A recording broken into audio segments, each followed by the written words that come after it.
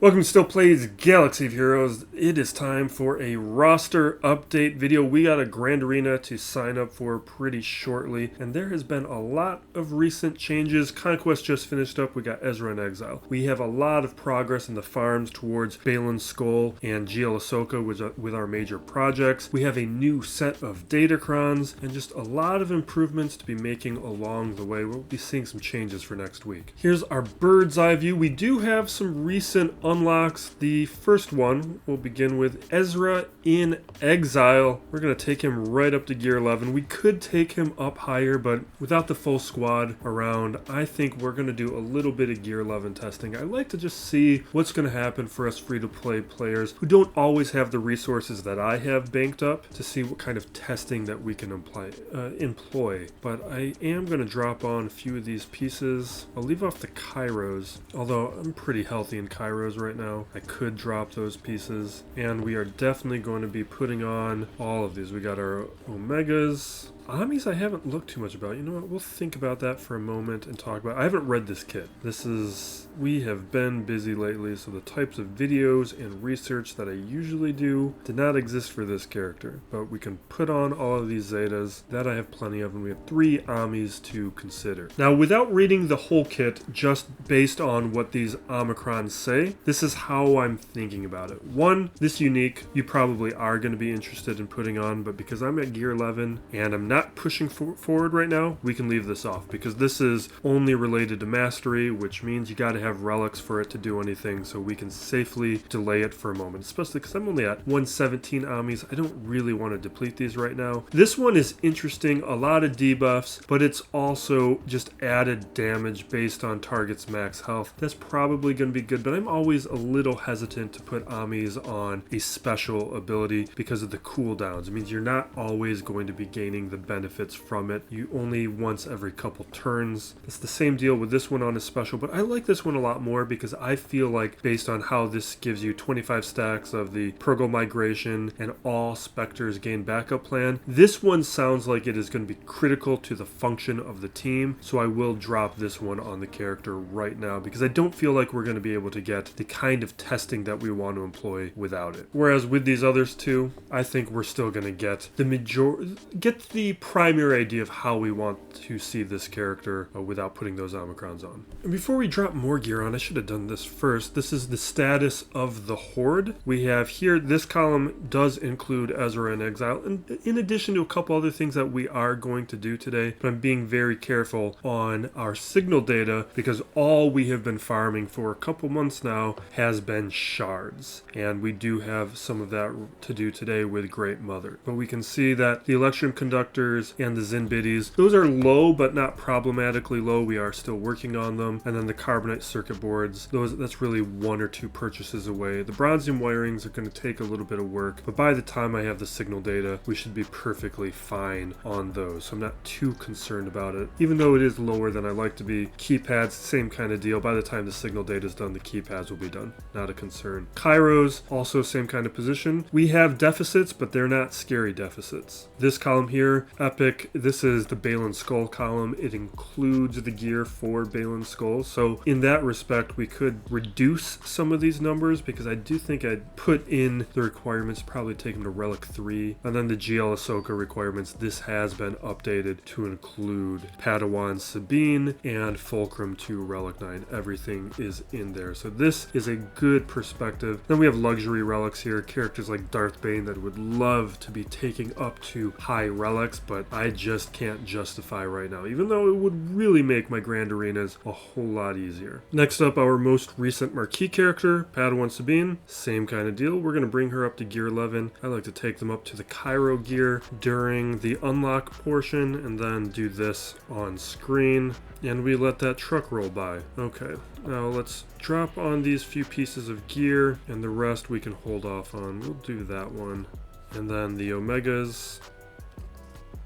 really not too much here to be concerned with. And then we have a Zeta along with an Omicron, but it is a territory war Ami. So that is the type of thing that I am not too concerned about. But I'm starting to get to a point where I'm starting to flirt with the idea of putting on a few more territory war Amis, or any at all really. And Padawan Sabine overlaps with our major project progress, where we can see we do have a lot of updates on. One is Great Mother. We can now take her up to 6 stars. That I'm pretty happy about to have done before the next week of Grand Arena. And at the rate we're going, we're about 10 days away. We're doing about 10 shards a day. A week and a half to go. And then the rest, this was what? Territory Wars? Yeah, we're going to not consider that for the moment. And we are in a good position. We'll probably see like Shin Hati become farmable this week. The Ahsoka progress we have Judge Death here. Done farming. Very happy about that, because we might see Shin Hati or Merrick land on one of these light side, dark side nodes, and I want to really limit the amount of multiple farms because it saves crystals. And I'm always doing the 25 and 50 crystal refreshes. And what that allows for my roster is to minimize the number of simultaneous farms that I have going on. Enoch, we have progress as well, taking him up to 6 stars. So we are in the final stretch, and with him I think we only have about 85 shards left to go, and that probably puts us at about a month away on his farm. In terms of the relics, we'll probably be holding off. We could put some on, but until we start accumulating signal data, I really want to just keep that earmarked for the Baylan Skoll characters and requirements. In terms of testing, I'm pretty happy right now with the Relic 5 Morgan, that first week of 3v3 testing with the additional stars on Great Mother. They've been survivable enough to do what I've been trying out with. I'm going up against, like I went up against an Ahsoka, a Radis. I was not able to go up against Gungans this week, didn't see any on defense, but they have been very effective for how I've been using them. We don't know what that final 4 characters for Ahsoka is going to be. One presumably is probably going to be Huyang, and then I'm putting my cards on the table with Cup and Plo Koon. They have been under consideration for me the whole time. Barriss was not a surprise, and we already had her. That's one of the reasons I felt comfortable adding relics to her for her Datacron. Also, she has enough utility, but Relic 5 on her always felt like a relatively safe investment. Those are the types of things I'm looking for. That's why with like Plo Koon, even though technically I do have this Kron right now, I could use it, but if he does not become an Ahsoka requirement, I'd rather save the Kairos and the signal data. So that's part of the reason why, even though he does have a very good Datacron right now, I've just decided to hold off. Those are the types of decisions that I try to make. Now with Datacrons, this is what we are looking at with the current set. I've made a good amount of progress considering about a week of that conquest. I was very iffy on my participation. I was able to recover a little bit, although I did miss the final day of refreshes. I didn't stay up late. I didn't get into the game early enough in the morning that I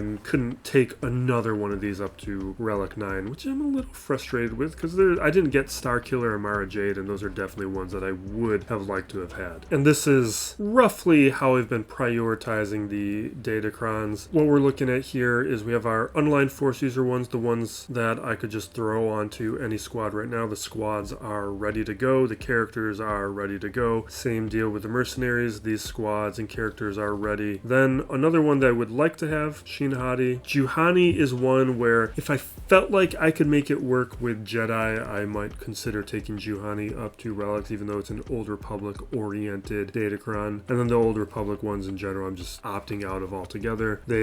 It's a squad and series of characters that are just too far off to consider investing in for my roster. Like, if I'm not going to have Plo Koon, why am I going to do any of these? And Plo Koon makes far more sense for my roster than any of them. And again, as I said last week, this is not a reflection of quality, just in terms of readiness and what I'm targeting or not targeting. So anything in this zone, we are definitely getting these Datacrons. And I'm probably about halfway. We're missing Django, but we have Hondo, Aura, and Dengar. We have Grand Inquisitor, but not 8th. I think I have Jolie. And then we have Malicos and Maul, but Starkiller, Mara Jade, and Kylo we are still working on. I do have Sheen Hotties as well. And then I think I re-rolled sorties, but I had sorties. So just a second look to remind myself. Yeah, so we do have Jolie's and the rest. It would have been nice to have been able to get one more, even just a couple more Datacrons. It's definitely one of my weakest Datacron performances in recent months. Usually I go pretty insane towards these, and I will be the next time Conquest shows up. Now, the only other thing that I would consider right now is just like a single relic that would be able to complete a team. That would be characters like Cal Kestis, because now we've got Fulcrum at relics. That in a 5v5 scenario means the only character missing from a Sirjunda squad is Cal Kestis, and Cal is who would be my preferred option in a 3v3 context, but he's taking Chiroprods. We're pretty good there. And you know what? I think we're just going to do it. I'm not going to take him to Relic.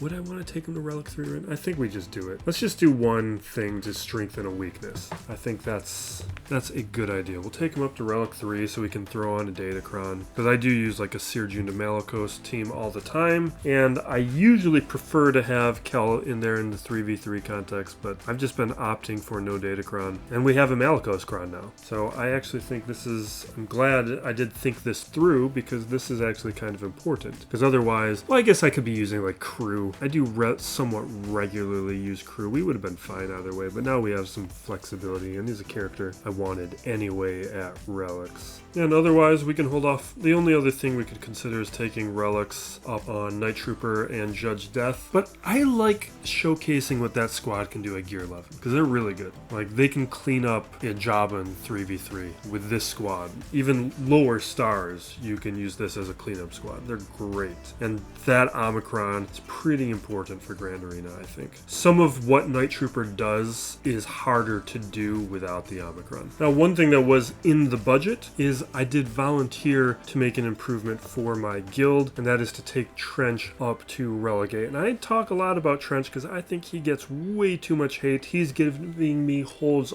all the time on defense, and I'm happy to add one relic level here to take him up to Relegate. It's not too much at this stage since he was already at Relic 7. Does a bunch of work for me. Hopefully this just increases the rates at which he gets holds. Originally I wasn't going to do this today, but I think we're going to start the clock. Looking at SLKR, there's just 2 things left we need to do. We're looking at Crew. We will take him up to Relic 7. This is something I've delayed for a very long time, but I just think there's not a lot of reason not to do it. It's budgeted, so this isn't pulling away from the signal data that I had allocated for anything else. This was more just on principle, because there's a bit of a shortcut in here because this was gifted to me, this Lightspeed bundle, which made me just want to take the time to feel like I earned it. And I think we've put it off for as long as makes sense for the account, because I don't really think Kyber 2 is going to be maintainable for much longer without it.